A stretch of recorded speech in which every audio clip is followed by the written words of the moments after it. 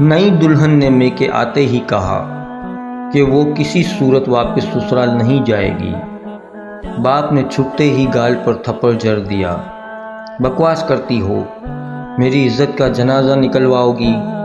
اور دھار کر اپنی بیوی سے مخاطب ہوا، یہ تربیت کی ہے اس کی؟ سمجھا لو اس کو ورنہ تمہاری خیر نہیں۔ باپ غصے سے بڑبڑاتا ہوا باہر نکلا تو اترے بیٹے بھی اس کی تائید میں ماں اور بہن کو گھورتے ہوئے باہر نکل گئے۔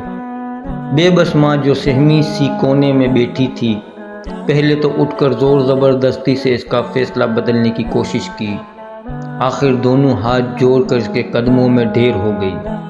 خدا را مان جاؤ، اب وہی تمہارا گھر ہے، مرو یا جیو، وہاں سے تمہارا اب جنازہ اٹھے، ورنہ تمہارے ابا اور بھائی تم سمیت میری بھی جان لے لیں گے۔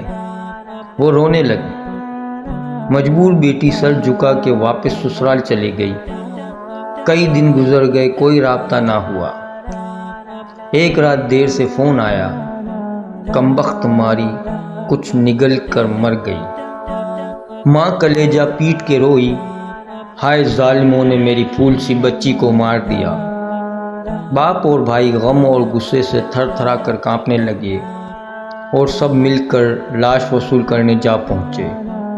یہ قتل نہیں، خودکشی ہے۔ اگر معاملہ گھر برادری سے باہر گیا تو بدنامی لڑکی کی ہوگی، بات اس کے کردار پہ آئے گی اور پھر آپ کی تربیت پہ۔ اس بات پہ میکے والے اپنی زبان دانتوں تلے دبا کے منمنائے، بس لاش ہمارے حوالے کر دیجیے۔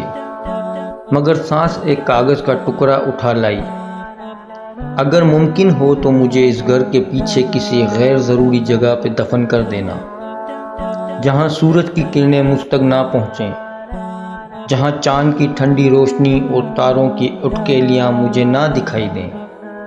جو بھی کرنا، میرے وجود کو اس گھر کی دہلیز سے باہر مت جانے دینا۔ میرے باپ کی پگڑی اور بھائیوں کا وقار خاک میں مت ملانا۔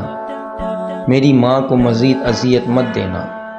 فقط عورت، ایک ہی عورت تھی جو دھاریں مار کے روئی، اور وہ تھی ماں، کیونکہ لاش ہی لاش کا دکھ سمجھتی ہے۔